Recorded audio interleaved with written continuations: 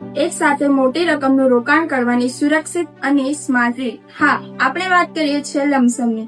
જ્યારે પણ આપણી પાસે દિવાળી બોનસ, બિઝનેસ પ્રોફિટ, વારસાની મોટી રકમ આવે છે, ત્યારે સૌથી મોટો સવાલ એ જ છે કે આ પૈસાનું કરવું શું અને ક્યાં ઇન્વેસ્ટ કરવા. જો તમે આ આખી જ રકમ એક સાથે મ્યુચ્યુઅલ ફંડમાં નાખી દો અને ધારો કે આવતા જ અઠવાડિયે માર્કેટ ક્રેશ થાય તો તમને મોટું નુકસાન થઈ શકે છે.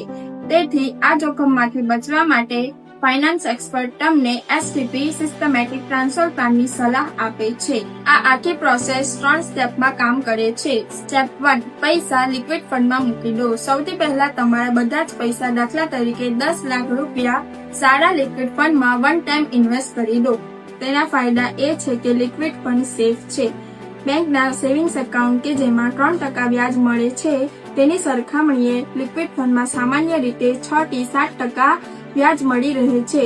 એટલે કે તમારા પૈસા ત્યાં પડ્યા પણ કમાણી કરે છે. નેક્સ્ટ પાર્ટમાં સ્ટેપ 2 અને સ્ટેપ 3 વિશે જાણીશું. Mutual fund investments are subject to market risks. Read all scheme-related documents carefully.